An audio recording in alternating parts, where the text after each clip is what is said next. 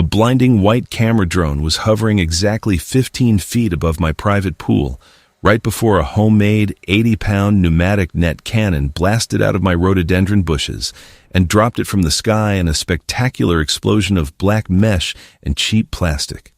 Minutes later, Brenda, the neighborhood's self-appointed dictator in beige slacks, barged through my wooden gate, screaming that she was going to bankrupt me for destroying her $2,000 surveillance toy.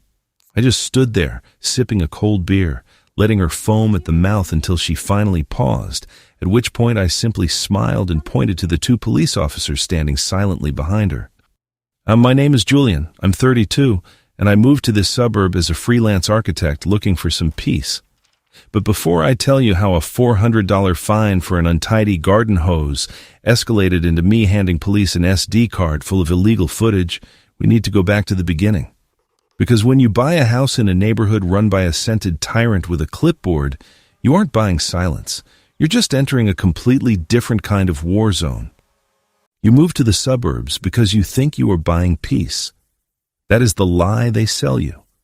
You spend years in the city, listening to sirens at 3 a.m, upstairs neighbors stomping around like they are training for a decathlon, and the constant vibrating hum of millions of people just breathing down your neck.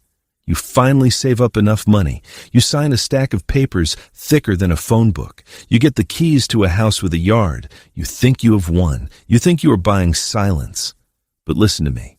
The suburbs are not peaceful. They are just a completely different kind of war zone. The camouflage is just better. Instead of street gangs, you have neighborhood committees. Instead of turf wars, you have property line disputes. And instead of warlords, you have people like Brenda. But honestly, at first, it felt like I had cheated life a little. The street was clean. The lawns were so aggressively maintained they looked fake. Even the mailboxes stood up straight like they had something to prove.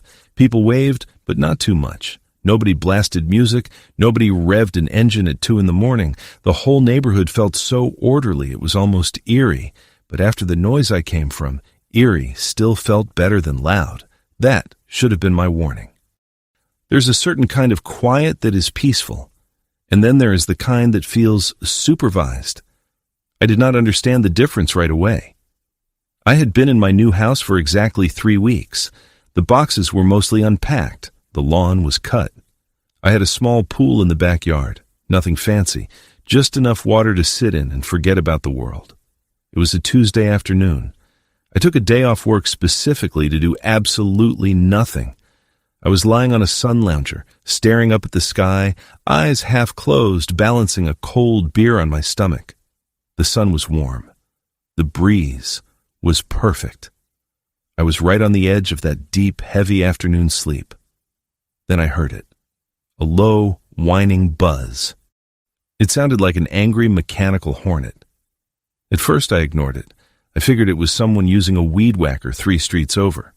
But the sound did not fade. It grew louder. It shifted pitch, moving closer, until it sounded like it was right on top of me. I opened one eye, expecting to see a wasp hovering over my beer.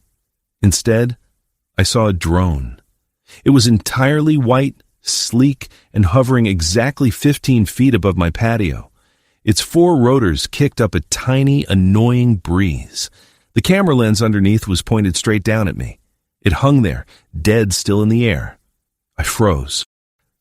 You know that weird feeling when you were being watched and your brain cannot quite process if it is actually happening or if you are dreaming? I stared at it. It stared at me. We stayed like that for a solid 10 seconds. Then the drone tilted forward, executed a smooth, arrogant little turn, and zoomed away over my back fence. I sat up. The beer tipped over and spilled across my legs, but I did not even care. I just watched the empty sky. I actually rubbed my eyes, thinking the sun had baked my brain. I tried to rationalize it. I told myself I was just overworked, still stressed from the move, and maybe I had watched too many movies the night before. And I convinced myself it was just some kid down the block playing with a birthday present that accidentally flew over my yard. I wiped off the beer, shook my head, and went inside. You tell yourself stories to keep the peace. You tell yourself it is no big deal. 3 days later, I was back on the lounger. Friday afternoon. Same sun. Same attempt at a nap. The buzzing returned. I snapped my eyes open. There it was, the exact same white drone, hovering in the exact same spot, its camera lens locked onto my face. This time, it dropped a few feet lower. It lingered. It felt almost taunting. It hung there for 20 seconds, turned smoothly, and flew off toward the front of the neighborhood. I did not sit there this time. I jumped off the lounger, grabbed a towel, and ran straight through the house and out the front door. I stood barefoot on the hot asphalt of the street, looking left and right, trying to see where it went. Nothing. Empty sidewalks, manicured lawns, total silence. Absolute ghost town. Then I heard a noise, a dry, scraping sound. I looked across the street. Sitting on the shaded porch of the house directly opposite mine was an old man. He was sunk deep into a faded folding chair. I had seen him around, but we had not officially met. He was wearing a gray t-shirt that looked like it had been washed 1,000 times. He had a ceramic coffee mug in one hand, like it was the only thing keeping him anchored to the earth, and he was watching me. He did not look surprised. He looked incredibly bored. I walked across the street, wincing as the hot pavement burned my heels. I stood at the edge of his perfectly cut grass. "Did you see that?" I said, pointing up at the empty sky above my house. The old man took a slow, deliberate sip of his coffee. He did not blink. He just swallowed, sighed, and looked at me with eyes that had seen way too much nonsense for one lifetime. He let out a heavy sigh. "You must be the new guy." "Yeah, I moved in 3 weeks ago," I said, shifting my weight from one burning foot to the other. "Did you see the flying camera or not?" "Kid," he said, his voice sounding like sandpaper rubbing against dry wood. "Get used to it." "Get used to it?" I asked. "To what? Some kid flying his toy over my backyard?" The old man chuckled. It was not a happy sound. "That is no kid. That is Brenda. You just experienced your first standard perimeter survey." I stared at him. I literally could not comprehend the words he just said. "A perimeter survey? What does that even mean? Is that legal?" He leaned back in his chair.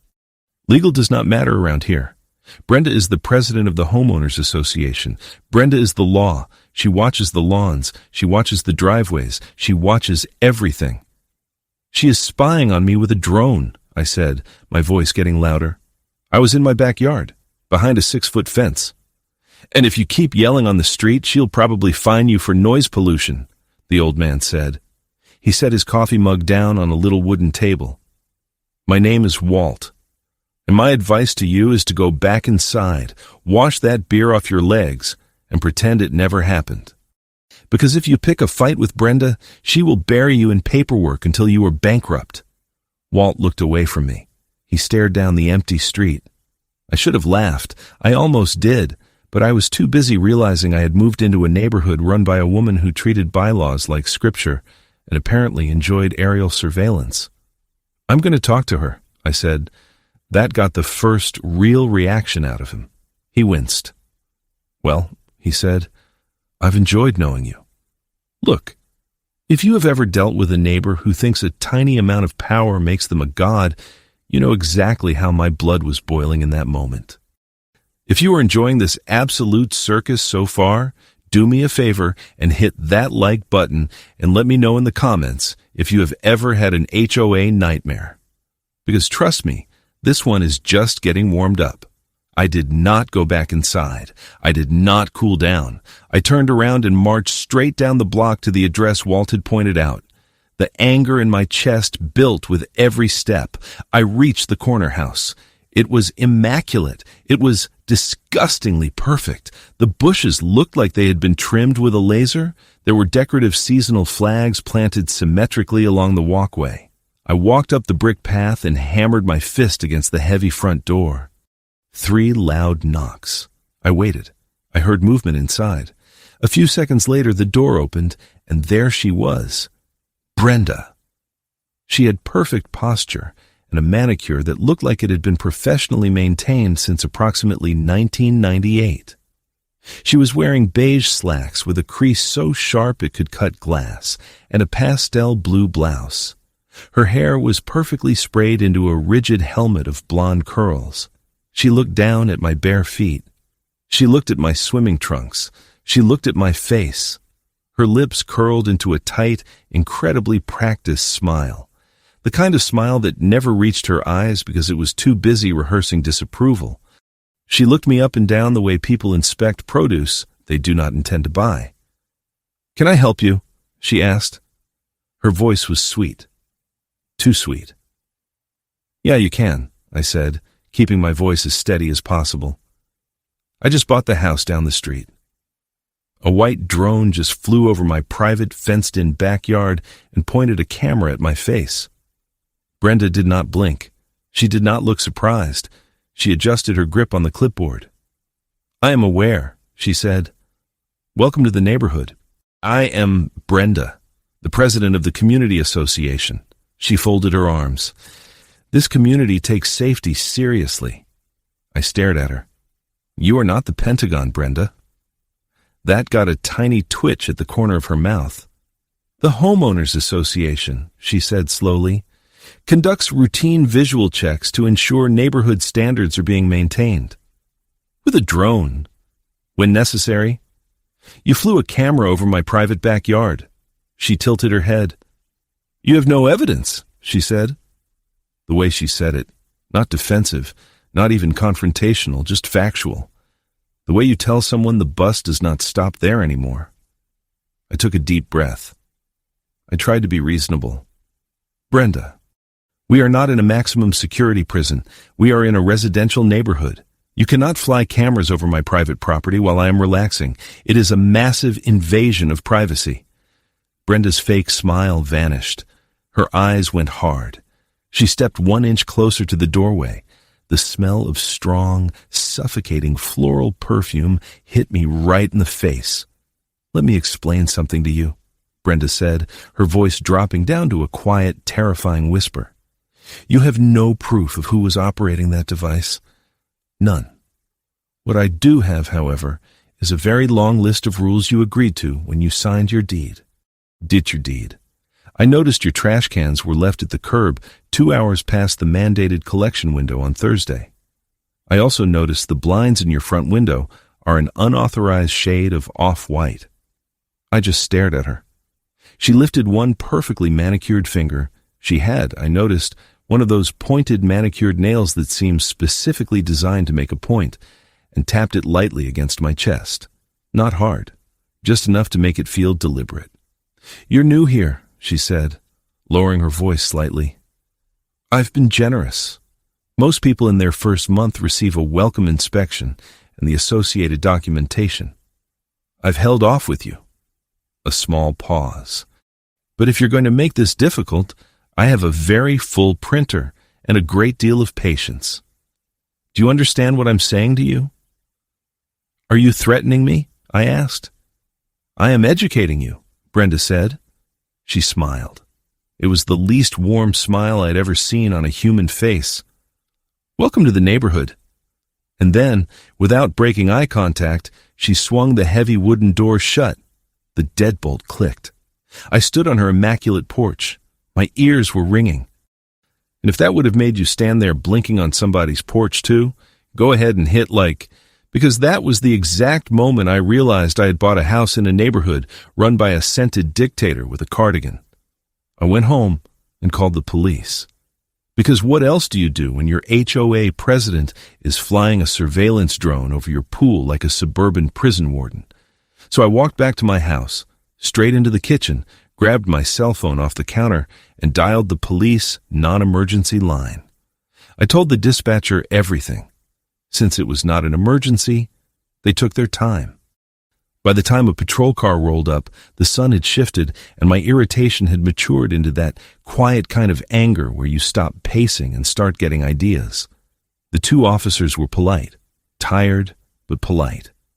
I explained the drone, the conversation, the threat. One of them took notes while the other looked up at the tree line like the drone might rise from the bushes and confess. "You the guy who called about a drone?" he asked. Yes, I said. My neighbor, the HOA president, is flying a camera drone directly over my backyard to spy on me. She practically admitted it to my face. The officer did not look excited. Did you record the drone over your yard? No, I said. I was trying to sleep. Did she explicitly say she was flying it to spy on you? She didn't, I said, but she threatened to fine me if I complained. The officer sighed. He flipped the notepad shut.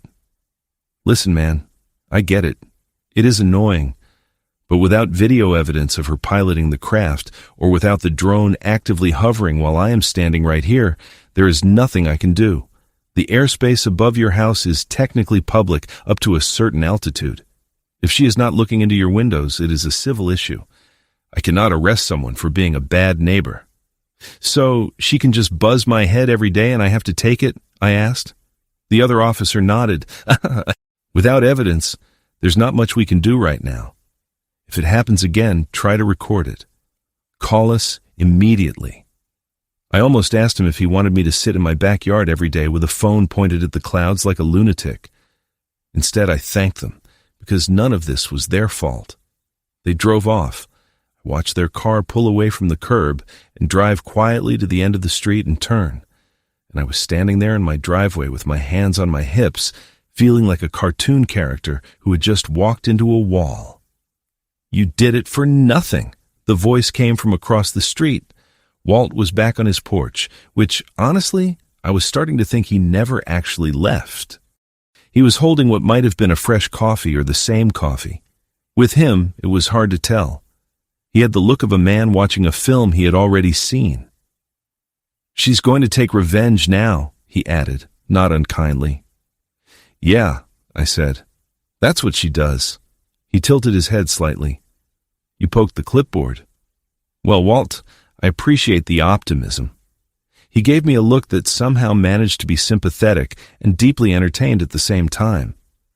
Son, around here, optimism is for people who don't know Brenda. The next morning, I found out exactly what he meant. When I opened my front door to grab the mail, I realized Walt was a prophet.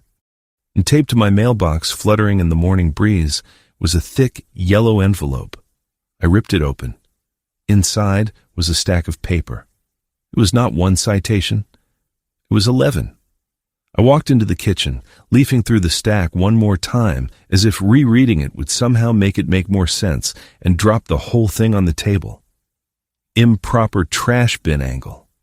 Pool furniture visible from neighboring property. Front walkway potted plant not approved by aesthetic committee. A hose on the side of the house, creating visual clutter. Visual clutter. I stood there holding a citation about a hose and had one of those moments where your brain briefly refuses to accept that the world contains adults like this. I actually laughed that time, not because it was funny, because the alternatives were throwing a chair through my own window or developing high blood pressure on the spot. So I decided I needed 5 minutes by the pool before I did anything I would regret.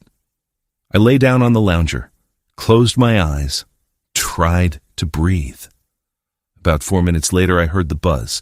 I opened my eyes, and there it was. Same drone, same position. But this time, it hung there longer than it ever had before. 10 seconds, 15, 20, like it was enjoying itself.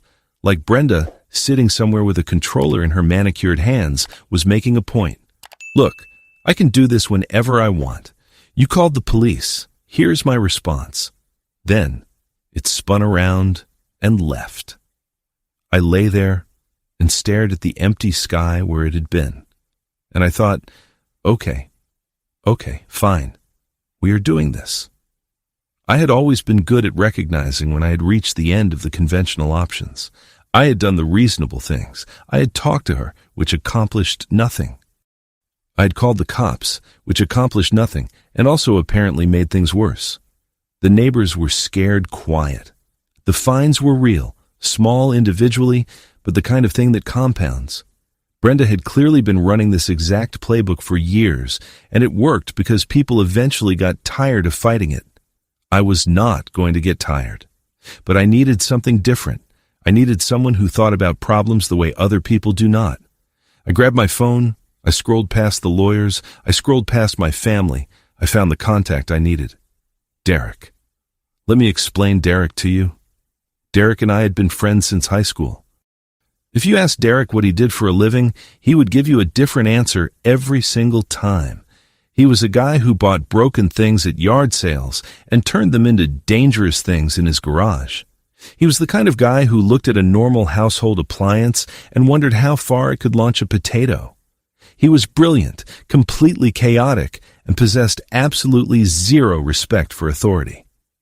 I called him. He picked up on the second ring. The background noise sounded like a power saw. "I am busy, but talk fast," Derek said. "I have a problem," I said. "I need your help." "It involves a crazy neighbor, illegal surveillance, and a flying robot." The power saw noise stopped immediately. The silence stretched for 3 seconds. "You have my undivided attention," Derek said. His voice was suddenly very calm. I told him the whole story: the pool, the drone, Walt, Brenda, the clipboard, the cops, the fines. I did not leave a single detail out. Derek started laughing. It was a deep, joyful laugh. "Oh, this is beautiful." "It is not beautiful, Derek," I said. "I owe $400 because my garden hose was untidy. What do I do?" "We go hunting," Derek said.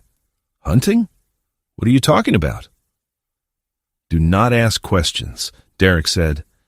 "Go to the store. Buy a 12-pack of the good beer. Buy some chips. Send me your address. I will be there in an hour." He hung up. I stared at the phone. I went to the store. 43 minutes later, I was standing in my driveway holding a cold beer when I heard the sound of a failing exhaust pipe echoing down the quiet suburban street. A white van turned the corner, and I used the word van loosely. What actually backed into my driveway appeared to have been modified by someone with both the budget and the inclination to do things to a van that vans were never designed for. 2 antennas on the roof I could not immediately explain, windows tinted past the point of casual, and the whole thing had the vibe of a vehicle that would be described in a news report as found at the scene. The door creaked open. Derek stepped out. He was wearing cargo shorts with grease stains on the pockets, a faded band t-shirt, and a pair of heavy plastic safety goggles resting on his forehead. Dark hair, badly self-cut, a small nick on one knuckle. He looked like he had just wandered out of a garage where something had either been invented or exploded. He grinned at me. "Welcome to the suburbs," he said. He walked to the back doors of the van, swung them open, and pulled out a massive, heavy-looking black plastic case. He carried it into my kitchen and dropped it onto the floor with a loud thud. "What is in the box?" I asked. Derek knelt down and popped the latches. "Now, the solution to your airspace problem." He opened the lid. Inside was a chaotic assembly of thick PVC pipes, a small metal air compressor tank, a bicycle pump, and 3 neatly folded squares of heavy black nylon netting. There were small lead fishing weights tied to the corners of the nets. I stared at it. "Derek, what am I looking at?" Derek pulled out the main PVC tube. "This is a pneumatic net launcher. I built it last summer when a very aggressive raccoon took over my attic and refused to pay rent. It runs off 80 pounds of compressed air. It shoots a 6-foot weighted net accurately up to 30 feet. You brought a homemade cannon to my house?" "I brought a defensive anti-aircraft system," Derek corrected me, snapping a pressure gauge onto the side of the tube. "Calling the cops was a rookie move. You cannot beat a bureaucrat with the law. You have to beat them with physics. Brenda knows you cannot prove she is flying the drone. So, we are going to capture the drone, and we are going to let the police find her fingerprints all over the crime scene." I took a drink of my beer. I looked at the weapon forming on my kitchen floor. "And how exactly do we get her to fly it low enough to hit it with a raccoon trap?" Derek pointed a greasy finger at me. "You are the bait." He stood up. "Think about it. Brenda just watched my loud, ugly van back into your driveway. She is nosy. She is paranoid. Her brain is already burning trying to figure out what you are doing. We just have to give her a show. We spent the next hour moving things around the backyard. We set up an old folding table near the pool. We placed some random electronics on it, an old laptop, a tangled mess of extension cords, and an empty toolbox. It looked highly suspicious from above. It looked exactly like the kind of thing an HOA president would want to investigate and fine someone for. Derek pumped the air compressor. The launcher hissed as it pressurized. He loaded the weighted net into the wide PVC barrel. He told me the plan. I was going to lie on the lounger. He was going to hide behind the thick rhododendron bushes near the fence line, completely out of sight from the air. When the drone came to investigate the weird table setup, he would take the shot. We walked out into the afternoon heat. I grabbed a fresh beer, walked over to the lounger, and lay down. I looked over at the bushes. I could not see Derek at all. Just the green leaves shifting slightly in the wind. Right now, as I was lying on that chair, sweating through my shirt, waiting for a mechanical spy to arrive so my mad scientist friend could shoot it out of the sky with a homemade raccoon cannon, let me ask you a question. What is the most absurd length you have ever gone to for revenge? Drop it in the comments right now and make sure you subscribe, because the payoff to this trap is something I still dream about. The wait was agonizing. The sun beat down on me. 5 minutes passed. 10 minutes. I started to think Derek was wrong. I started to think Brenda had gone to the store or taken a nap or just decided she had tormented me enough for one day. My heart was thumping against my ribs. I felt ridiculous. I was a grown man trying to bait a flying camera. Then I heard it. The buzz. It started faint. Then it grew louder. I kept my eyes closed, pretending to be asleep. I could feel the shadow of the drone pass over me. I slitted my eyes open just a fraction. It was coming in high, over the roofline of my house. It spotted the weird table setup with the laptop and cords. Just as Derek had predicted, the drone slowed down. It hovered over me for a second, then drifted toward the table. It was trying to get a better angle. It dropped lower, 20 feet, 15 feet. It hung in the air, the camera panning back and forth. The buzzing was loud, drowning out the ambient sounds of the neighborhood.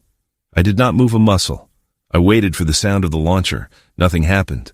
The drone descended another foot. Still nothing. I started to panic. I thought Derek had fallen asleep. I thought the pressure valve had leaked. I was about to jump up and yell at him when I heard a sharp, aggressive hiss of compressed air. Whump! A black blur shot out from the rhododendron bushes.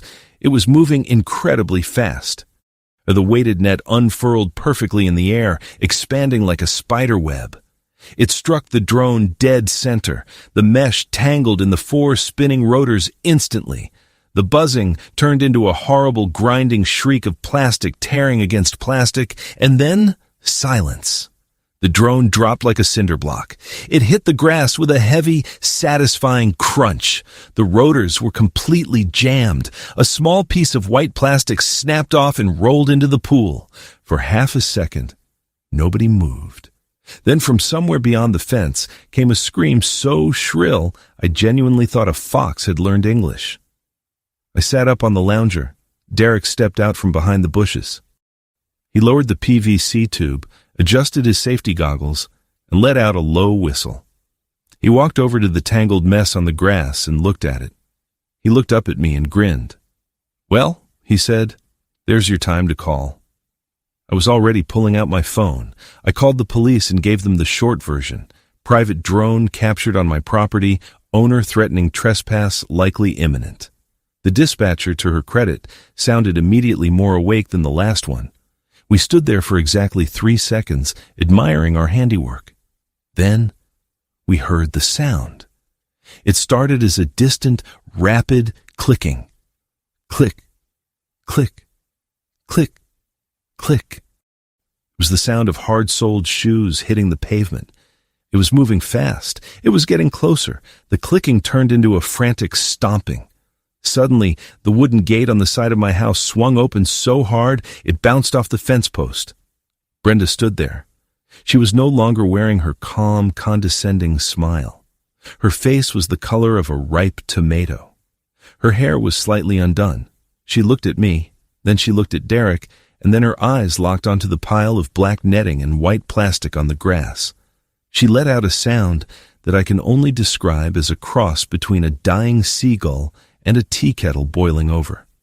She stepped into my yard, pointing a shaking finger at us. As she started screaming, she asked us what we had done. She screamed that the drone cost $2,000. She screamed that she was going to have us arrested for destruction of private property. She yelled that we were criminals, that she was the president of the Homeowners Association, and that she was going to fine me every single day for the rest of my miserable life until I was homeless. Derek and I did not say a word. We just stood there. I crossed my arms. Derek leaned on his PVC pipe like it was a walking stick. We let her rant. We let her scream until she was practically foaming at the corners of her mouth. The sheer volume of her rage was incredible. She threatened to sue me for everything I owned. She threatened to have my house condemned. She said she was going to rot me in prison. She was panting, glaring at us with pure, unadulterated hatred.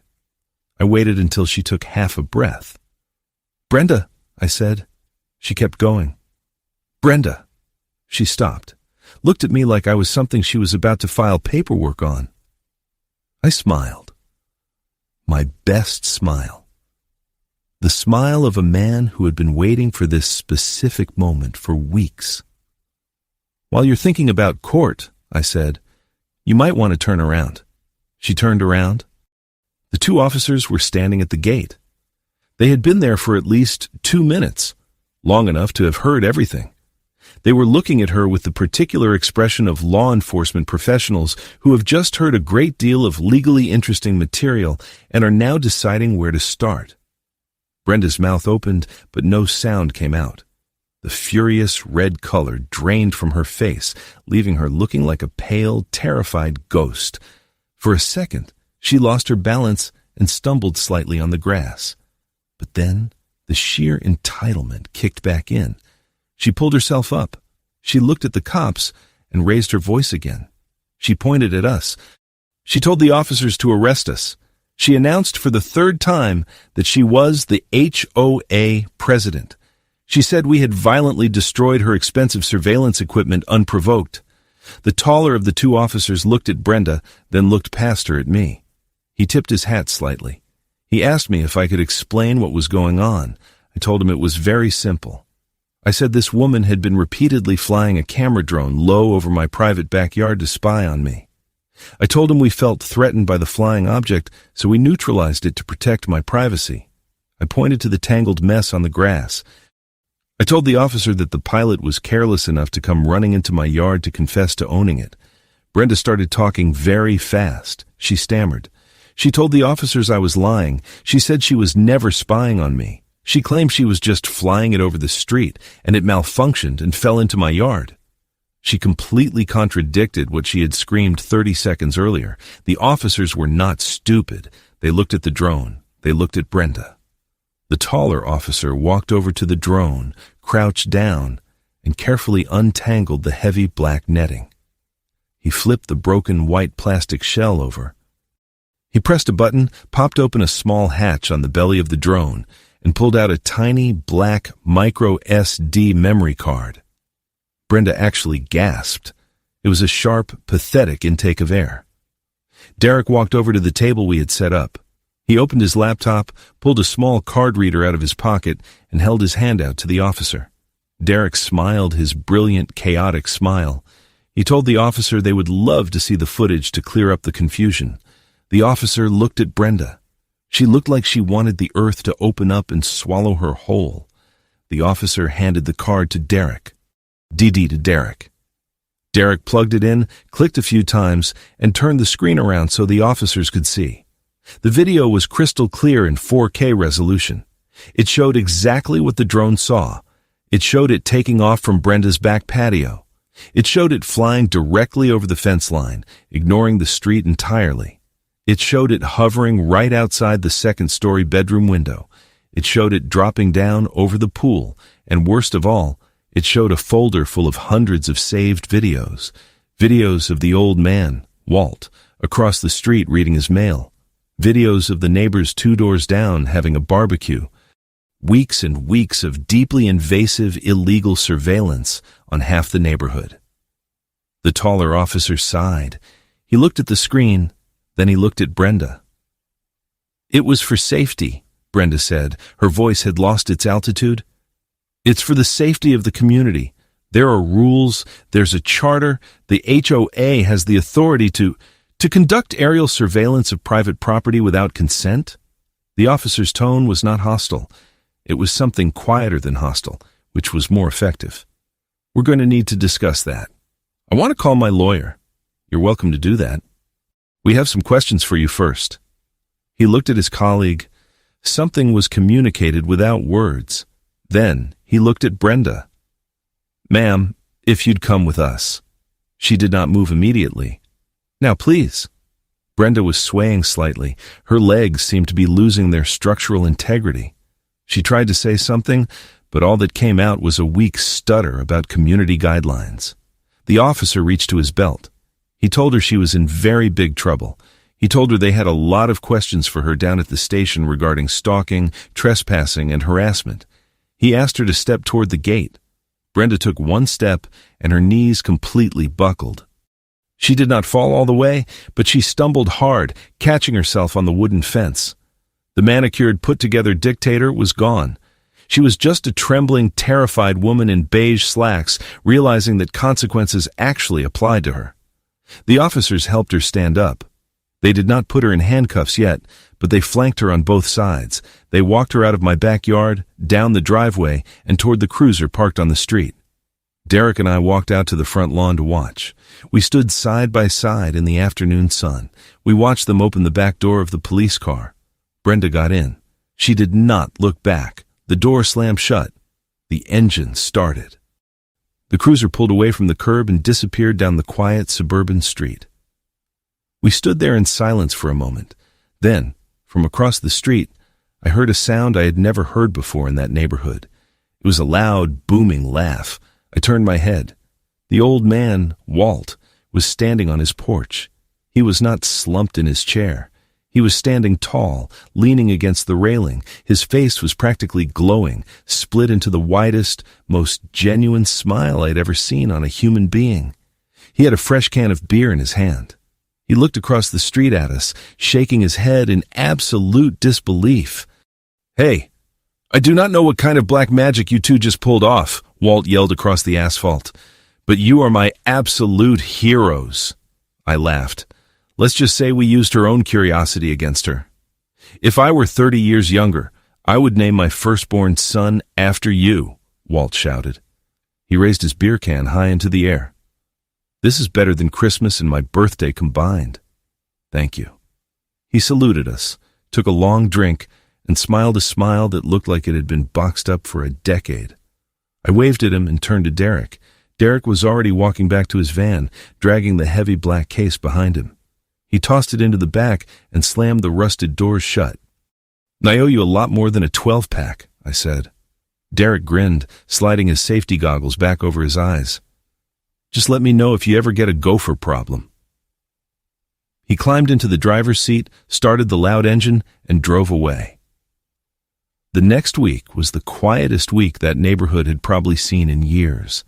Not the supervised quiet from before, not the stiff, clenched kind, real quiet, relaxed quiet. People left things on porches without acting guilty. A kid rode a bike over the sidewalk chalk line without anyone appearing from a shrub to document it. Trash cans existed at visible angles all over the street, and civilization somehow endured. The legal process moved slowly, the way it always does. But it moved. The drone footage turned out to be exactly the kind of clear, documented, time-stamped evidence that makes things straightforward when they finally get in front of the right people. The fines, the 11 notices on my table, and apparently similar stacks at several other addresses in the neighborhood, were reviewed and found to be, in the more polite language of official correspondence, without merit. The HOA presidency changed hands within 2 months. The new president sent around a single-page letter introducing himself and confirming that aerial surveillance of private properties had been discontinued and would not be resumed. I heard Brenda move sometime around the end of summer. I did not see her leave. One day her car was there, and then it was not, and then the house was for sale, and then there were new people with a golden retriever and a tendency to wave enthusiastically at every neighbor they passed. The old man, Walt, is still on his porch, still with the mug.